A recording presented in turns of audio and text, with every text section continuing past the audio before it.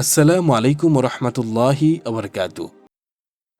দাম্পত্য জীবন সম্পর্কে আলোচনা করার পূর্বে ইসলাম পূর্ব সমাজ সভ্যতায় নারীদের অবস্থান কী ছিল তা জানা থাকতে হবে। পৃথিবীর ইতিহাস সামনে রাখলে এই কথা চোখ দাঁড়িয়ে পরিষ্কার হয়ে ওঠে যে ইসলাম পূর্ব যুগের নারীরা নিজেদের মৌলিক অধিকারটুকুও পেত না। সব দিক থেকেই তারা ছিল লাঞ্ছিত ও বঞ্চিত। ফ্রান্সে তাদেরকে অপূর্ণাঙ্গ মানুষ হিসেবে বিবেচনা করা হতো। বলা হতো এরাই সকল সামাজিক অনাচারের মূল। চীনারা মনে করত এরা শয়তানের অপবিত্র আত্মা, মানুষকে রকমারি অকল্যাণের পথে এড়িয়ে নিয়ে যায়। জাপানিদের ধারণা ছিল নারীরা সৃষ্টিগতভাবেই অপবিত্র, এই জন্য উপাসনাগার থেকে তাদেরকে দূরে রাখা হতো। হিন্দু ধর্মেও নারীরা স্বামীহারা হলে তাদেরকেও স্বামীর লাশের সাথে জীবন্ত পুড়ে মারার জন্য বাধ্য করা হতো। কোনো নারী এই আত্মহুতি না দিলে তাকে সমাজচ্যুত করা হতো। খ্রিস্ট জগতের বিশ্বাস ছিল নারীরা আল্লাহ প্রাপ্তির পথে প্রতিবন্ধক। নারীদেরকে শিক্ষা দেওয়া হতো তারা সারা জীবন চিরকুমারী থাকবে। পক্ষান্তরে পুরুষরা পাদ্রী হওয়াকে গৌরব মনে করত। আরব বিশ্বে মেয়ে শিশু জন্ম নেওয়াটাই ছিল অপরাধ। মা বাবা নিজ হাতে কন্যা সন্তানকে মাটিতে জীবন্ত কবর দিত।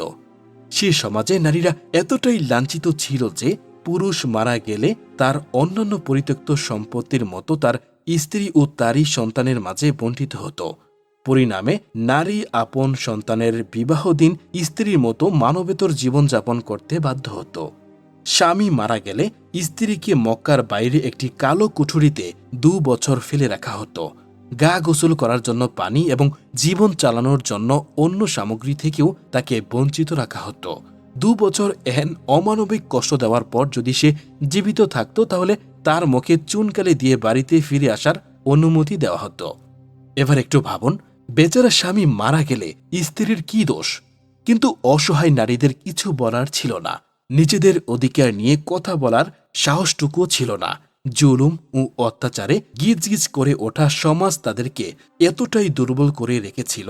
এমনই এক লোমহর্ষক পরিবেশে মহান আল্লাহ তার নবী, প্রিয় নবী মুহাম্মদ সাল্লাল্লাহু আলাইহি সাল্লামকে পাঠালেন ইসলাম নামক নিয়ামত দিয়ে। নবীজি আসলেন, নারী জাতির মর্যাদা ও অধিকার নিশ্চিত করলেন।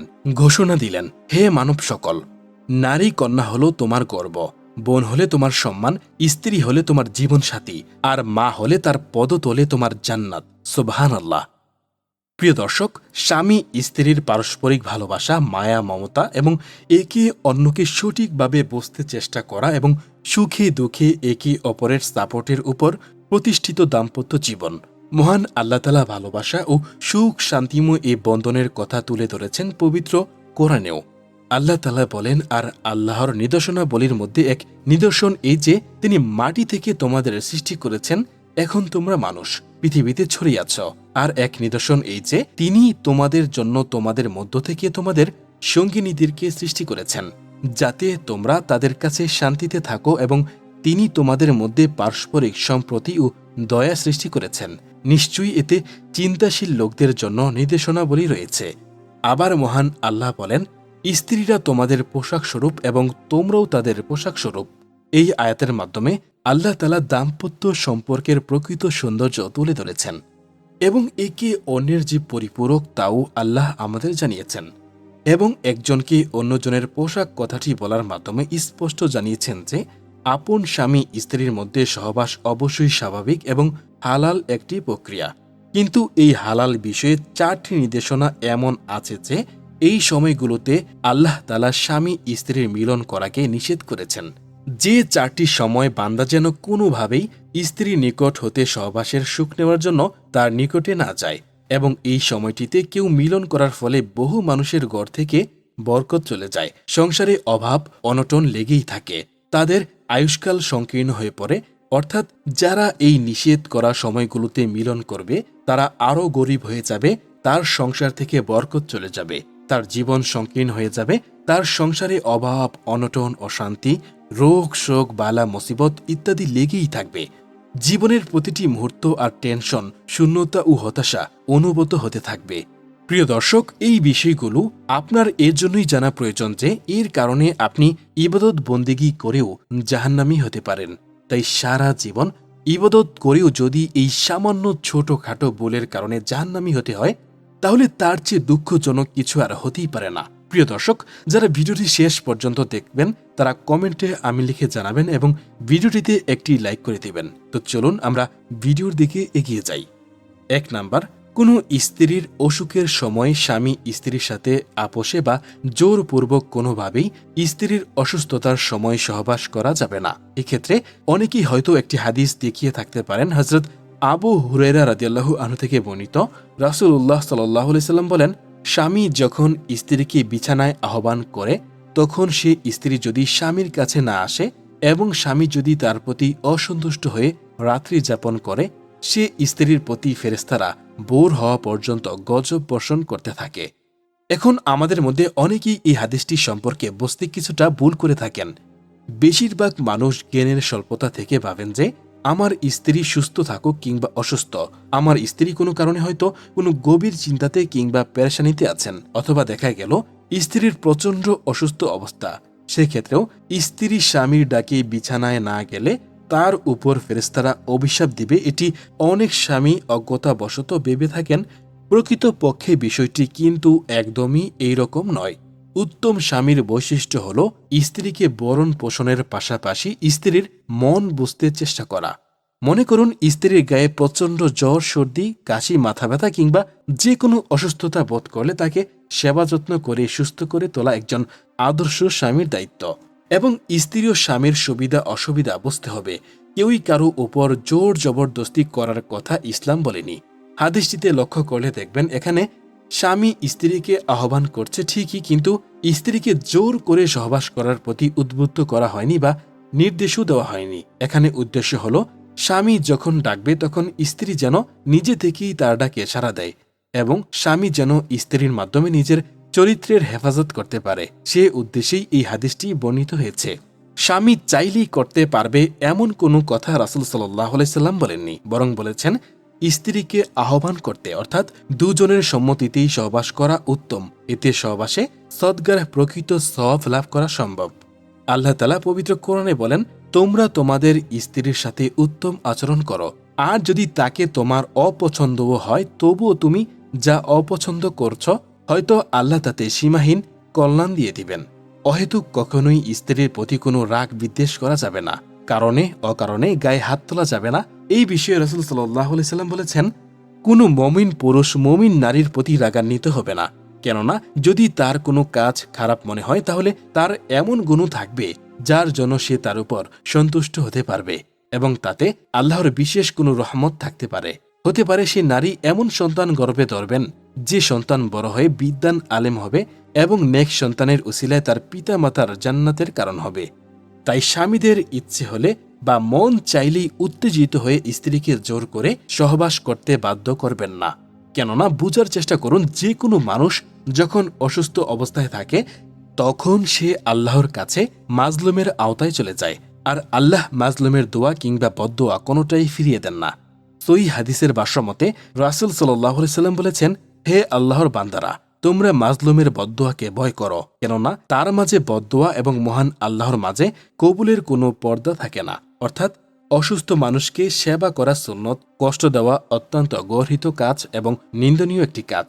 এছাড়া হাদিসে কুদসিতে এসেছে, আল্লাহ বলেন, হে আমার বান্দারা, আমি আমার নিজ সত্তার উপর জুলুমকে হারাম করে নিয়েছি এবং তোমাদের মধ্যেও তা হারাম বলে ঘোষণা করেছি। অতএব ছোট থেকে ক্ষুদ্র তোমরা একে অপরের উপর কখনোই কোনো প্রকার জুলুম করো না। তাই আল্লাহকে ভয় করে স্ত্রীকে, বিশেষ করে অসুস্থ স্ত্রীকে জোর করে আপনি কখনোই যদি সহবাসে বাধ্য করাবেন না।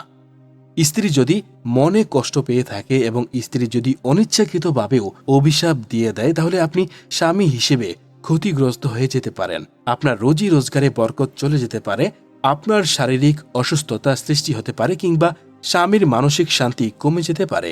অবসাদ, নিদ্রাহীনতা আপনাকে ঘিরে রাখতে পারে, এমনকি আল্লাহ তাআলা তার উপর থেকে রহমত উঠিয়ে নিতে পারেন। তাই স্ত্রী অসুস্থ হলে তার সেবা যত্ন করবেন, তাকে ইচ্ছাকৃতভাবে কখনোই কষ্ট দিবেন না।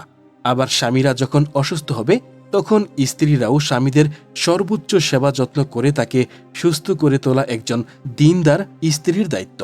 দ্বিতীয় নাম্বার, মনে রাখবেন, স্ত্রীর নিতম্বে সহবাস করা হারাম। ইসলাম এই নোংরা কাজটিকে এমনি এমনি হারাম করেননি, কেননা আজকের মেডিকেল সায়েন্সও এর শতভাগ বিরোধী, আর বৈজ্ঞানিক দিক থেকেও এটির মারাত্মক নেতিবাচক প্রভাব রয়েছে।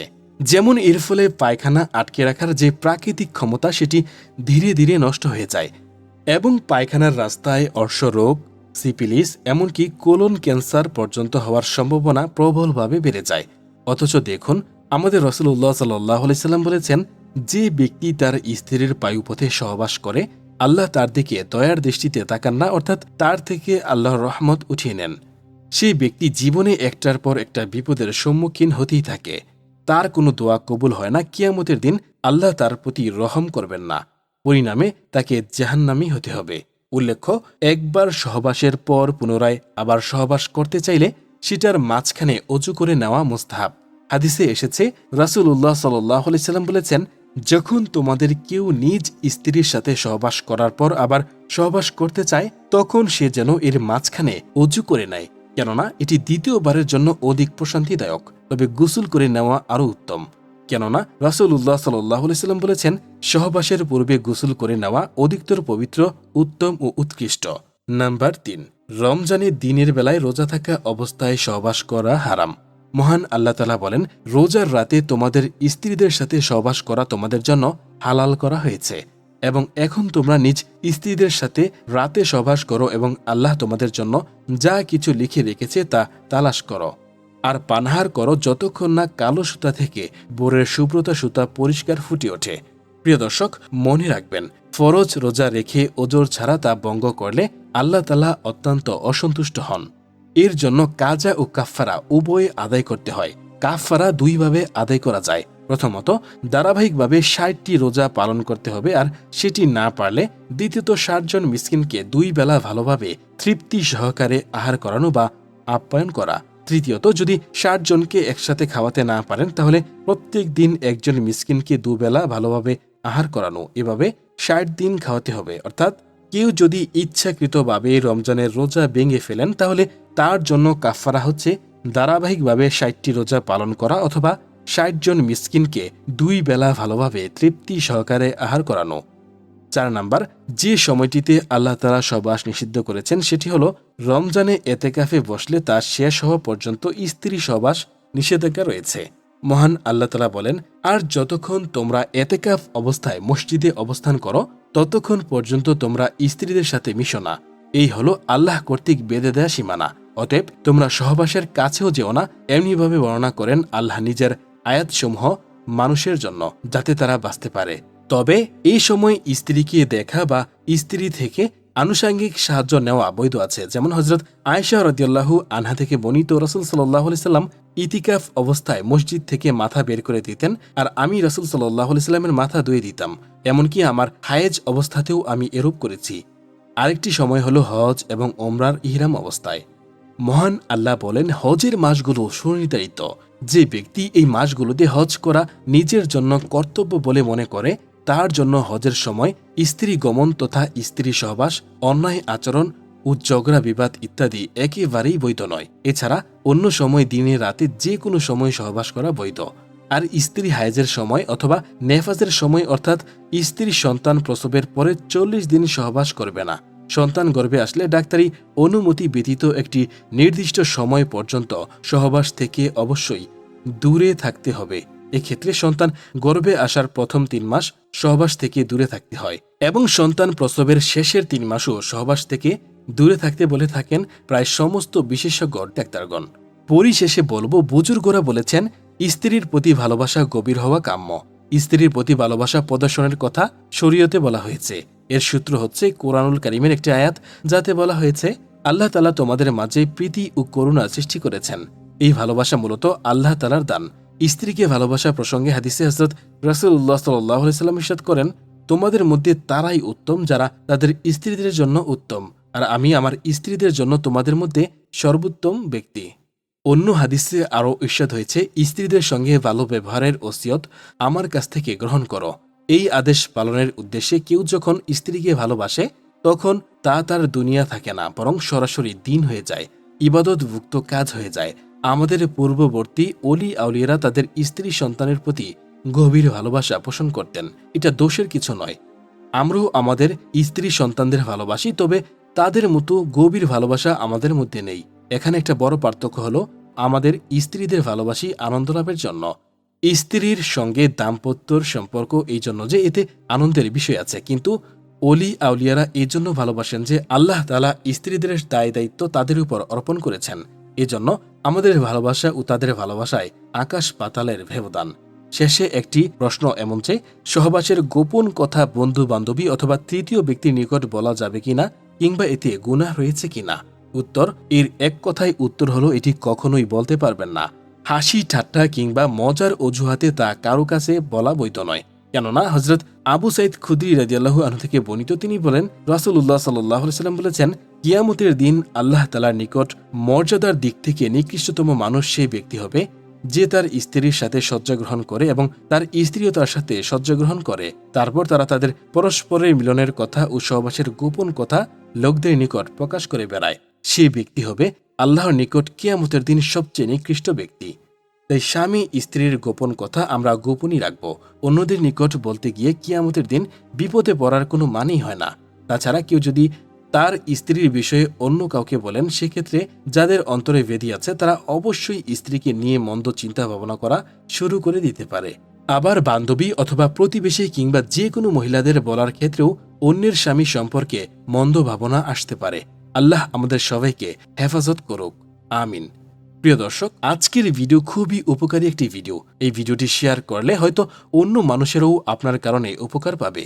তাই অন্যের উপকারের স্বার্থে ভিডিওটি অনুগ্রহ করে শেয়ার করে দিন এবং আপনি কমেন্ট করে আপনাদেরকে আপনার নাম অথবা কোথায় থেকে দেখছেন তাও জানাতে পারেন। আপনি যদি এরকম ভিডিও আরও পেতে চান তাহলে এই চ্যানেলটি সাবস্ক্রাইব করে ভিডিওতে একটি লাইক করে দিন। প্রত্যেকের সুস্বাস্থ্য কামনায় আজকের ভিডিওটি এখানে সমাপ্তি। আসসালামু আলাইকুম ওয়া রাহমাতুল্লাহি ওয়া বারাকাতুহু। আল্লাহ হাফেজ।